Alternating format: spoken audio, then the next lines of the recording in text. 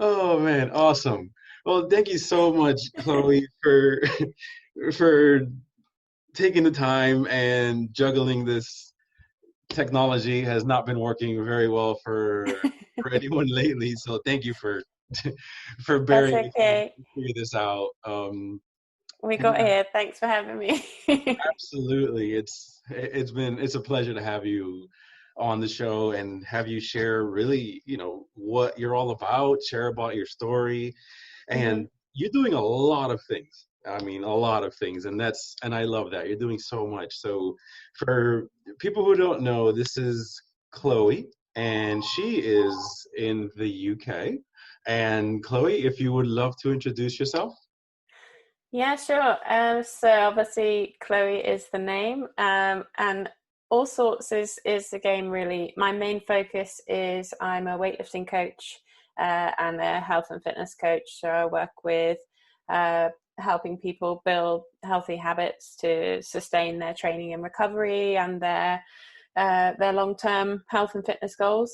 I also DJ, so I work in kind of media and music as well, uh, particularly in the functional fitness space. So I've done some events across the UK and your way in Miami as well at Waterpalooza this year, just before the world went a little bit crazy there. Yeah, yeah, you um, definitely, yeah. and I train a lot as well, so I like to practice what I preach where I can. That helps me with my process, and it helps me become a better coach. It helps me sort of remind myself and remind people and in my work rather that I'm a learner, we're all learners. So yeah, I train maybe 5 days a week for about an hour in a kind of CrossFit functional fitness capacity, so I focus on Olympic lifting and gymnastics, and I try with the endurance, but haha. I'm yet to get there really with that, but it's all a work in progress, and I just live for the process really. Absolutely. Absolutely. I love how you said that. It is the whole thing is the process, the journey and all that. Yeah. And I mean, I know you said a little bit of what you do, and I mean, your music is your passion. I remember we talked about that before, how that's what helps you cope with a lot of things. And hmm seeing the first time I ran into you was at a Battle Cancer, and it was really nice. It was an amazing time. And then I saw you again, like you said, at Wadapalooza in Miami, yeah. and the music was just fire. It was on point. It was. I remember I reached out to you. I was like, okay, that song. What was that? I mean, it was. So That was my favorite part of the whole weekend was anyone, spectators, media staff, athletes, elite athletes as well. It was a bit of a surreal time. I'm in that little corner of the stage doing my thing, and it doesn't really occur to me that the music's playing over this festival size sound system, and that really it's kind of that uh, as much as the audience takes it as a background noise, it's very much the background noise. It's the atmosphere. And so for people to turn around and be like, oh my god, that was totally wicked, or like what was that song that you played in that last heat, or like, oh my god, that was so funny, you were playing like that song that said then you step from the left to the Yeah. right, and they were doing overhead walking lunges. Yep, it's like perfectly timed. I It's a mean, performance, even though I'm hiding away in the corner. It's kind of like watching an orchestra and creating absolutely. an atmosphere in the room or the venue. So yeah. Absolutely, because it's true. Because not just from the spectators cheering on the athletes, but then the music that's what really fuels a lot of the, like, your adrenaline when you're about to hmm do another event. You're like, oh, this is the music right here, and it pumps you up. It really does. So Yeah, seriously, it great does. job with that. Oh, that's fantastic. And Thank you're you. and you're on Mixcloud, right? Yeah, Mixcloud DJ CSR. Awesome. So anyone that wants to hear good mixes for their gym, for their box, for their workout session, their garage, check her out. Seriously, it's good stuff. And so then you're also doing a few other things with Hence, with Yeah. Beatify, Yeah. So tell me a little bit about that. So before I kind of started the DJing thing, and before I focused in on my business big time, on my personal coaching business, from an athlete point of view, I have been involved with a few awesome brands, one of which is Hence Stacks, and in the UK it's a small emerging supplement business who their flagship product is a greens powder, and so kind of tailored towards anyone, not just athletes, but for cognitive function and brain health as much as it is for body, overall physical health as well. And at the time, it was about 2.5 years ago that I started working with Hence as an ambassador, so as an athlete for them. And because they're quite local to me and where they are in the UK, I got some contact time with the guys who runs the business and learned about the product development and how it could really help me. So so as someone who obviously took pride, I guess you could say, but prioritized fueling my body to support my training and recovery, it was a really good brand and a really good moment that we cross paths there, because it's still to this day, I just said before we started recording, I took my greens this morning. Yeah, you did. I've literally taken the greens nearly every day for the last 2.5 years. And it just helps me, especially days when I only have a couple portions of fruit or veg, particularly veg. It just helps me know that I'm kind of balancing my micronutrients and boosting my immune system as much as I can. So I've got close friends and family who I kind of recommended that particular product to, kind of a zinc and vitamin D focused product, and also a CBD, which has become massive, globally. I don't know how it is in where you are in the US, but CBD based products. It really is. Yeah, it really is. So fantastic. Like you said, for you, the green supplements and taking stuff that actually is worth it to you is very important to you. So that's great that you're part of that brand. Yeah, definitely. And I mean, until the last year or so, I guess you could say that when it comes to my training, or particularly from the point of view of becoming like an athlete ambassador for companies, perhaps I had what you'd call like imposter syndrome, or maybe didn't kind of recognize the value that I could bring to that brand, or working in that relationship with that brand at the time, just because of my own judgments of myself and my athletic capacity. But on reflection, it's really helped me grow as an athlete. And also I think it helps those brands and myself like relate more widely to people. I'm not elite level, I'm in sport, so I don't know about that. I'm pushing on sort of the RX level in the UK, but I'm definitely not elite level, so it's quite a lot more relatable, I think, to folks who just see someone who is passionate about training every day, and not necessarily training for really high level competition, but more doing competition for fun, and experience, just that those products have an impact in my daily life and recovery. But one of the partner brands that Hence works with is Be Defiant clothing company, and their core values surround kind of breaking the stigma around talking about mental health, and just their whole community is based on mental health. And Kyle, who I know you've been introduced to, he's one of my close colleagues in the UK here, and what he's created with his team and the brand is awesome. So being part of lots of different small and awesome businesses is absolutely really cool. It really is, and I cannot thank you enough for introducing me to Kyle as well. It's been great. It really has, and just I really can't wait for all the other amazing things that are coming with all that. And that's just is so great, and the fact that there's such a need for this type of help, that just doesn't really, it's just not really there right now.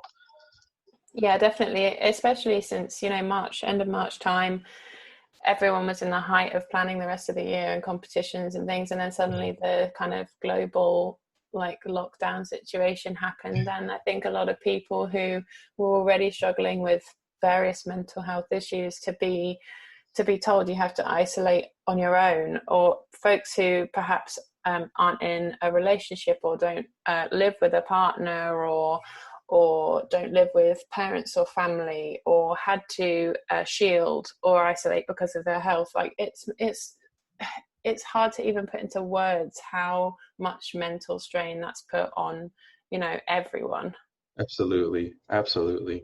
And it's just so great that there's actual help, real help too, from people that are actually living it day in and day out, to actually be able to sound much more relatable and really understand the truth behind all that. So it's fantastic things. So this is the Chloe now. So let's take a step back. Mm-hmm. What do you feel is that drove you to being healthy and into fitness as much as you are now? So I lost my mum when I was 18 to cancer.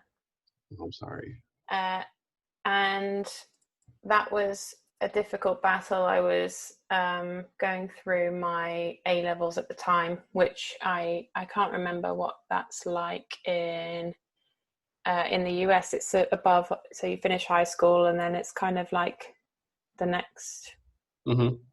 couple of years after that.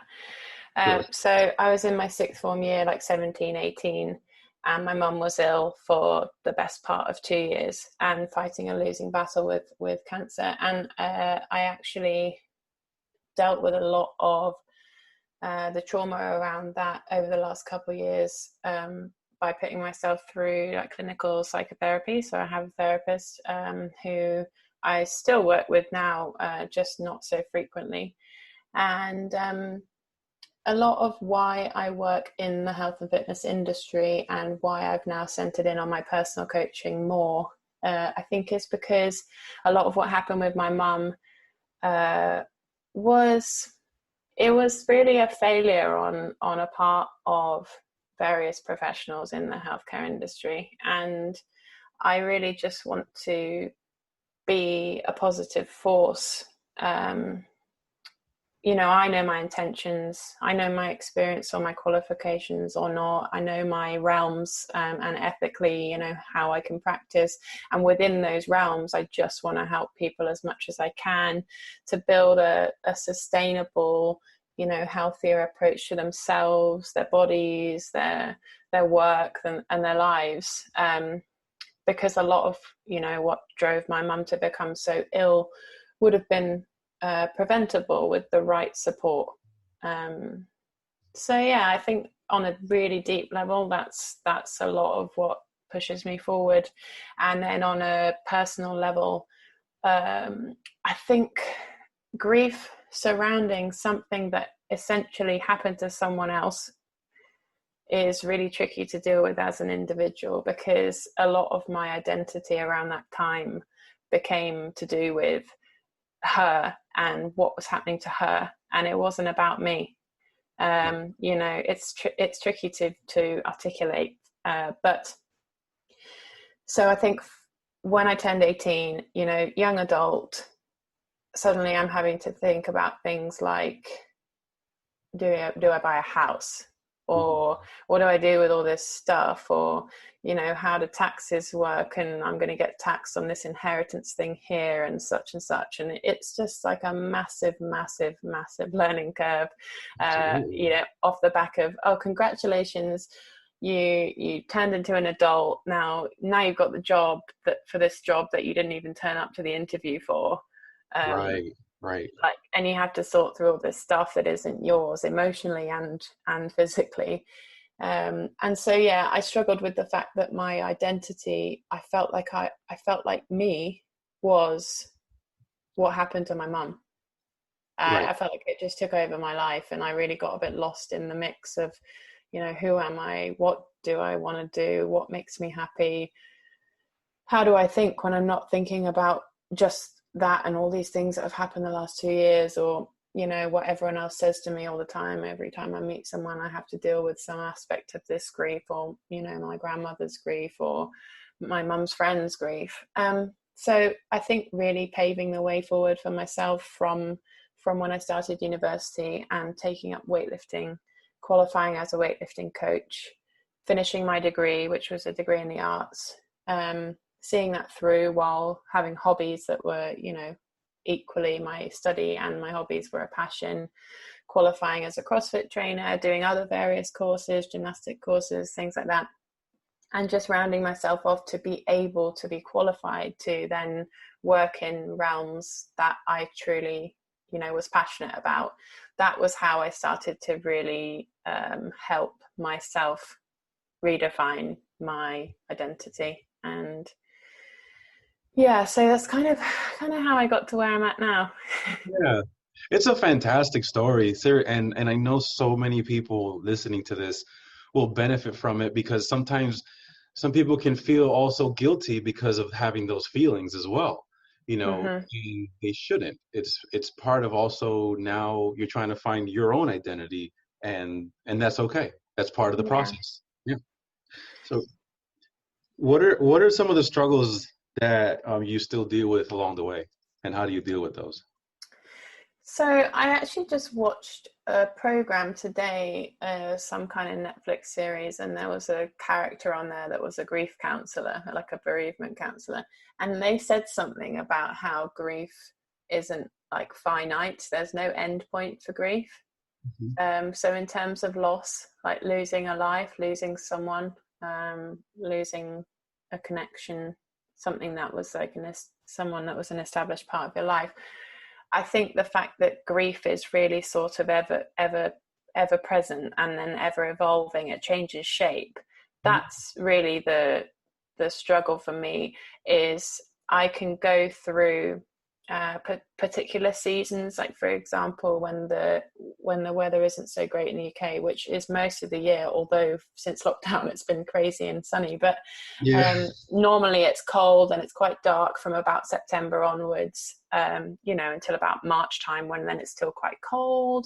And I find that apart from seasonal changes where my mood is affected on a chemical level, throughout the year and surrounding certain dates in the year, you know, familiar dates, birthdays, anniversaries, things that like as humans we kind of create for ourselves as reference points. You know, emotionally around those times I have historically struggled, and now I've working through sort of psychotherapy for a few years. I've created an awareness in myself around, you know, my thoughts, my behaviors, and moderating emotion, you know, at different parts of the month, let alone around different dates or anniversaries. So I, before my mum died, I had struggled quite a lot through from like 13 onwards with some depression through school. And a lot of that was shaped by events that happened and then how I dealt with them. But also I'm quite a creative person, and without wanting to generalize, you know, being in music or the arts, we as artists do use you know, whatever modes of work that we work in as some kind of discursive emotional communication, like so I was kind of exercising my emotional struggles through my arts from 13 to 18 particularly. And then when, yeah, just before my mum died, I actually tried to commit suicide, and was informally admitted into a psychiatric unit in the UK.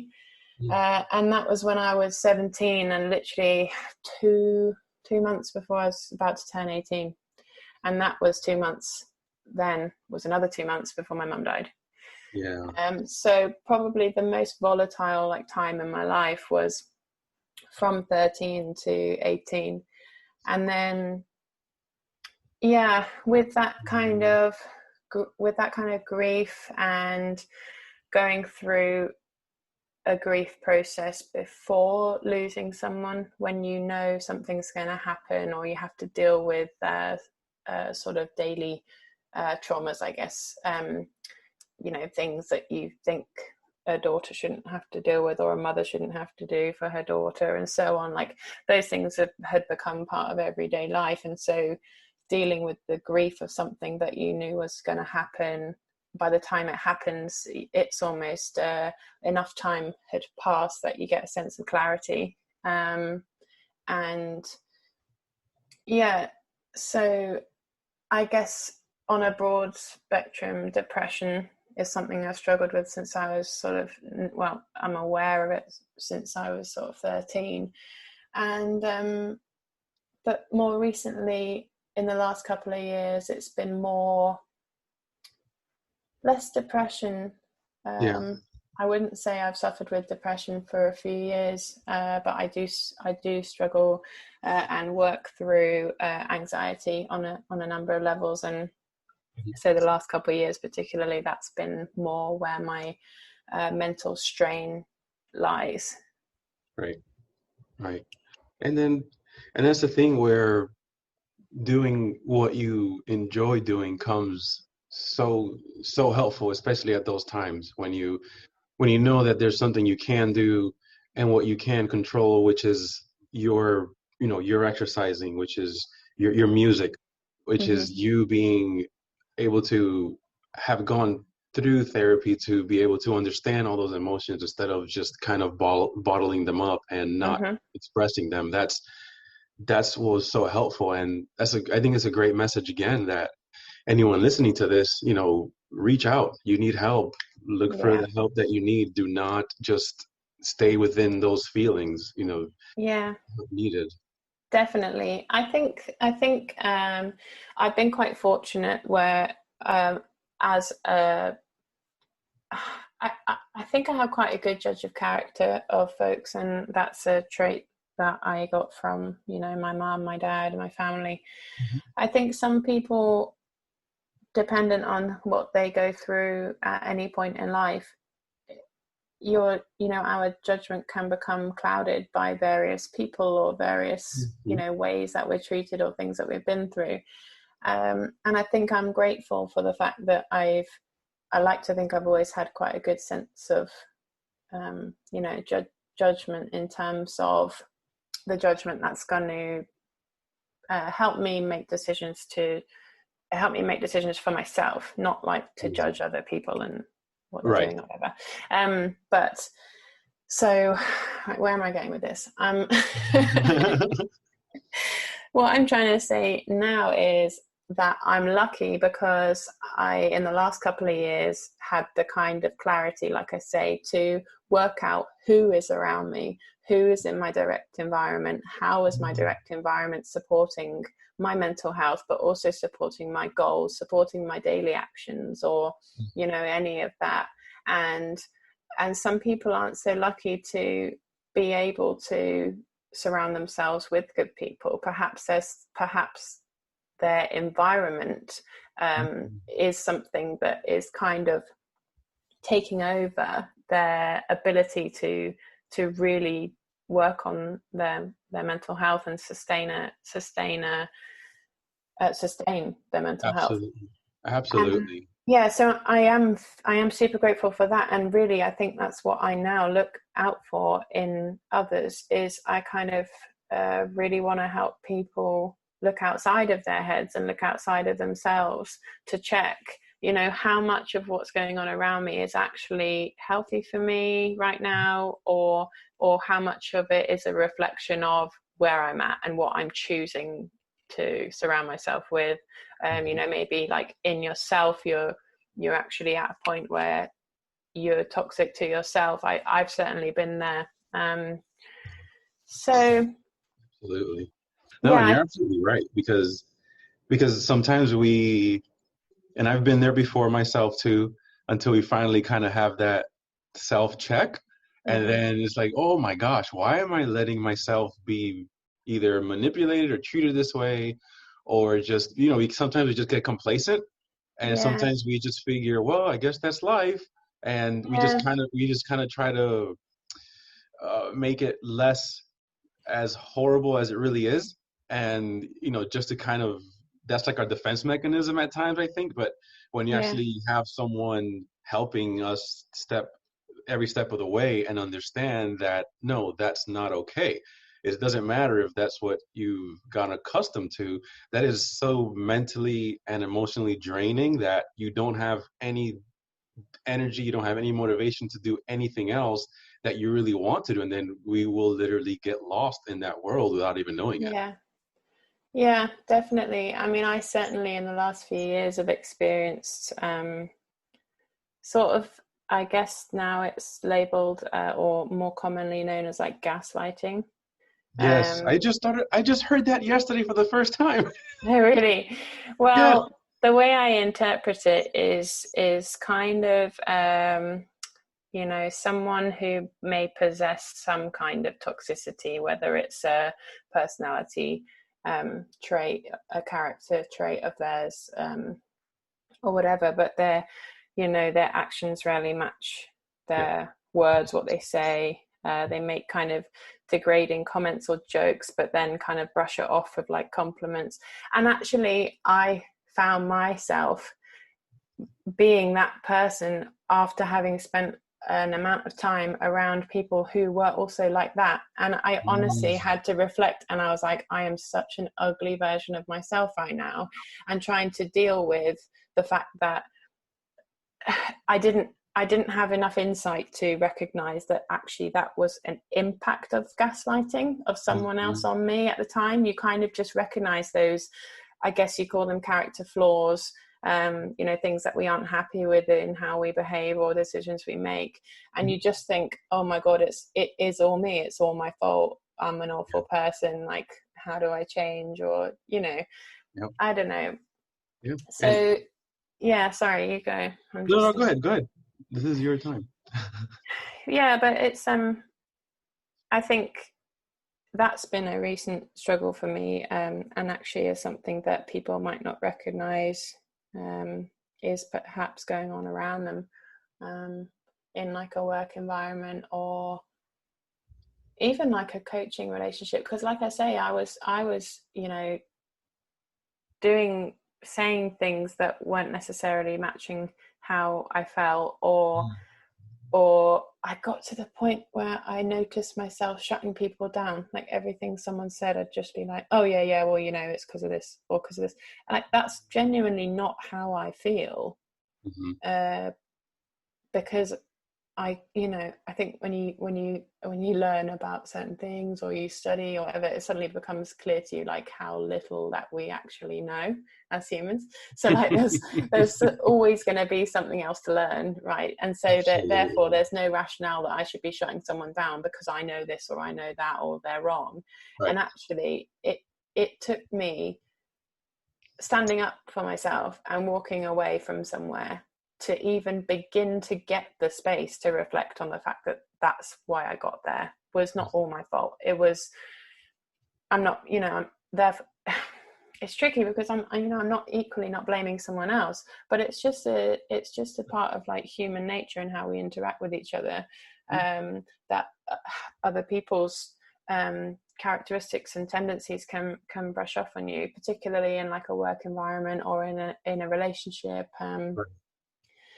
So yeah, I think I'm grateful that I kind of had that in me to walk away from that. And then since then, I've really just been trying to work on like genuinely being a version of me that I prefer, and daily actions that make me feel genuinely better, or feel as if my responses and comments towards people or my judgments, whether they're in my head or whether they're out loud, that I'm just happier with how those things are. Right. And they're truly your own Mm-hmm. expressions and emotions to those different scenarios. They're not influenced by anybody. It's you are in your own environment, and it feels great. It feels really good to be finally feel like we're in control of what we're deciding to do, not anymore as dependent as what maybe we'd be too afraid of what so and so would think or react to. That does now we're actually our true selves, slowly coming to our true selves and understanding and learning who we really are as a person. Yeah, yeah, definitely.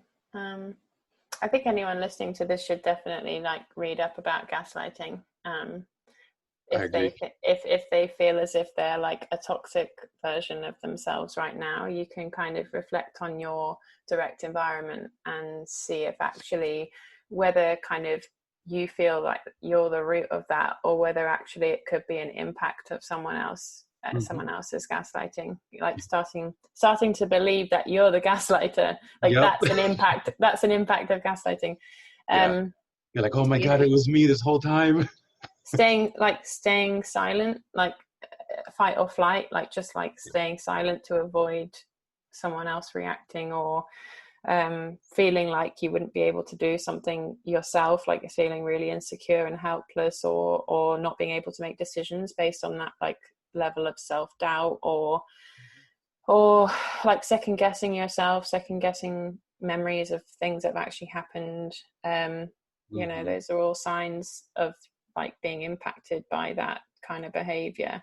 Yeah, So yeah, it's I mean, absolutely. it's really deep stuff, but It really is. It really is. And I think it's a great way for someone to start. Obviously everyone has their own journey and their own struggles and their own environment. And it's amazing how you said that our environment really does determine so much of how we continue to grow as a person. If we're mm, in a toxic environment 24/7, the odds are we're going to be that way. It's just our environment. So we have to really focus to see where that underlying issue is, and obviously within reason, if we can, then change it and slowly change it, make those progressive steps to not be in a toxic environment. And absolutely look up mm. gaslighting. I mean, I yesterday is funny because I heard the first time was yesterday I started hearing about that phrase, and then today you said it. I'm like, okay,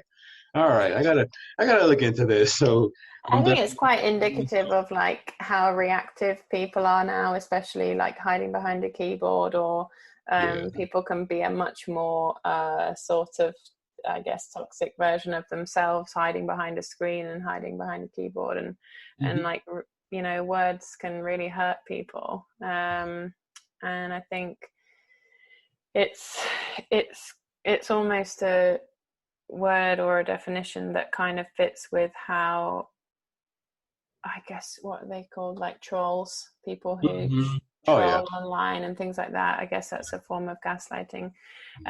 It's like e- everyone now wants to have something to disagree with or complain about, or want Right. their judgment to be heard, or I Right. don't know. Sometimes I think it's just about being able to look inside and be introspective. As an example, like if you on the gaslighting topic, if you're someone who stays silent to avoid a reaction, like that's a trait that I have and I've developed over years from various traumatic experiences in my life. And I think if that would be a good reference point to be like, okay, well, if I'm just shutting down in this situation a lot because I just don't see a way through this, or I don't see a way that communication is going to help get through this, or whatever, you can reflect on the fact that you have that resistance to,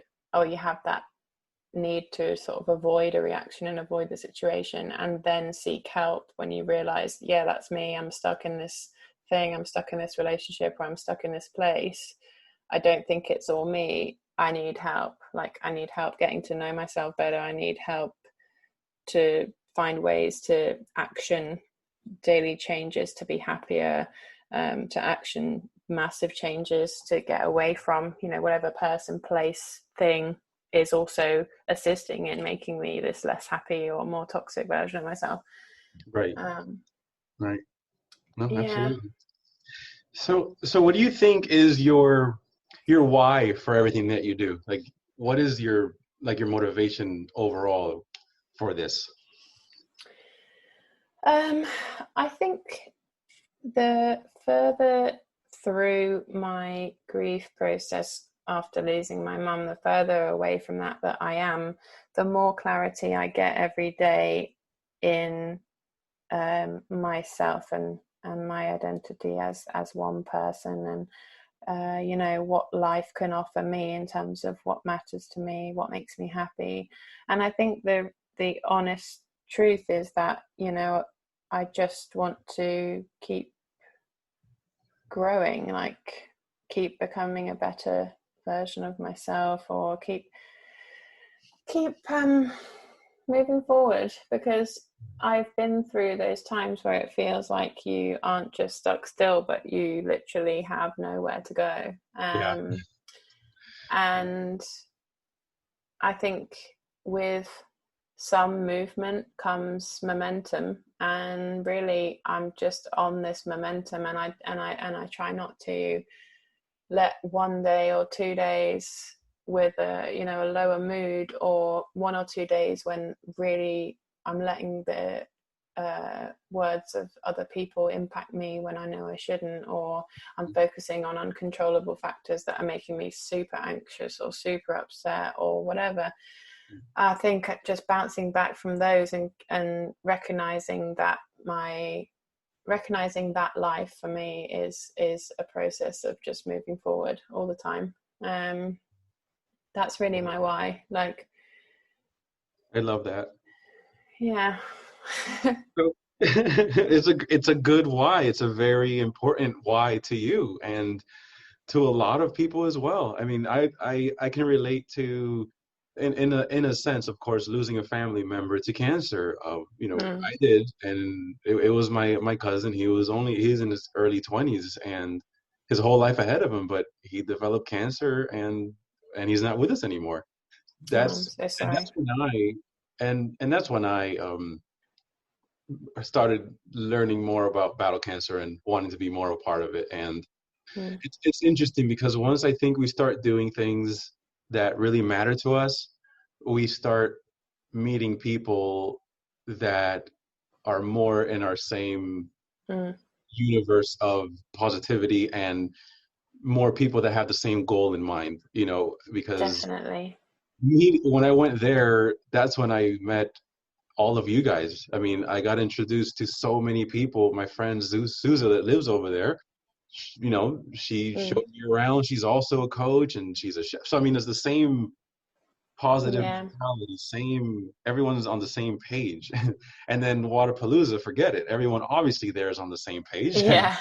And then you really meet so many people that had we not taken those steps, you know, years ago to do something about our environment, we would never have met any of these people. We probably wouldn't be having this conversation right now. No, exactly. Yeah. So it's just amazing to me how, you know, it does really affect our outcomes, what we do with our environment. Absolutely. It's the like law of attraction, isn't it? Like Yes, put good energy out, and that's it kind of right. finds its way back to you. And I've never been big on that. I haven't even read. I'm not a big reader. I struggle with like reading comprehension. I every other processing skill I'm absolutely fine, but if I have to read, just read words on paper, I struggle. So I don't read a lot, but obviously I know of a number of good books and pieces of literature that talk about the laws of attraction. And I have some friends who got into more sort of life coaching and things like that before I ever considered getting more into the kind of holistic and lifestyle side of coaching. Sure. And yeah, it is something that fits really in line with me where I'm at right now. But then again, you know, it's not about forging positivity or forging a happy state of mind. It's genuinely about making change, and finally, piece by piece, finding your way on that right journey. It's not like, if you're someone who struggles with depression, for example, you might be in the mindset of like, oh, well, I am not in a positive state of mind, so how can I put positive energy out into the world? Which I certainly I've experienced, you know, being in a phase of feeling less stable in my mental health and thinking like, yeah, okay, it's great that my friend who's a life coach is saying put positive energy out, but like I don't feel positive. So what do I do? So I think it's a case of, like I said about the direct environment, if your deep core values, like if something inside you is telling you, I want to be better, or better as in a very broad context. I want to feel happier. I want to feel more accomplished in what I do. I want to feel slightly more focused. I want to feel slightly more driven or forward thinking rather than always feeling stuck, in the past or in the moment. It's just about making small change, one piece of the puzzle at a time. And then there's other things start to fall into place. Like you'll meet that one person who then introduces you to that one thing, that one event happens, and then you meet that other person. So it's not about like pretending to be happy or pretending to be positive. It's just about change and growth. Absolutely. Yeah. And it's an amazing feeling too. It really is. You start to really learn more of who you are as a person throughout that growth and that journey. Yeah. Yep. So what message would you want to send out to anyone listening right now?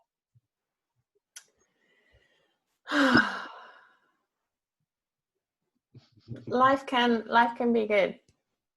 Like it's also, I think challenges are laid out for us to challenge us to sort of question who we are and what matters to us. Yep. But from my experience, you can find good in everything if you choose to.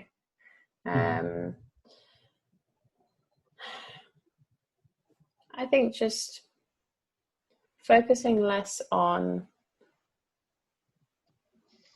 like a goal or something finite that you think is what you should be or what someone else thinks you should be, and just focusing on keeping moving, day by day, action by action, piece by piece, and just staying present,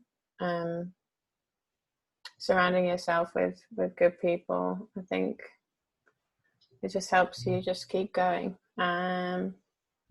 It really does. It really does. I don't really have anything more profound to say than that. That's beautiful. What are you talking about? It's perfect. That's excellent. It's from the heart. That's what matters. So really, thank you again for taking your time and sharing your story with us. It was beautiful. I really appreciate it. Yeah, I appreciate meeting you and having this conversation too. And yeah, I hope that somehow some of that positive energy that we're trying to put out here, impacts some other people and helps some other people in some way. So, amen. I agree with you 100%. I know it will. It has to. It has to. Well, I love what you're doing. I love what you're doing, and I'm sure you're providing a lot of value to a lot of people. So, thank you for having me. That means a lot to me. Thank you so much. So if anybody does want to reach out to you on social media or on Mixcloud, can you give them your thing? Yeah. So on Instagram, I'm at Chloe S. Ralph, CHLOESRALPH. And my bio will just say Chloe or Coaching with Chloe. That's me.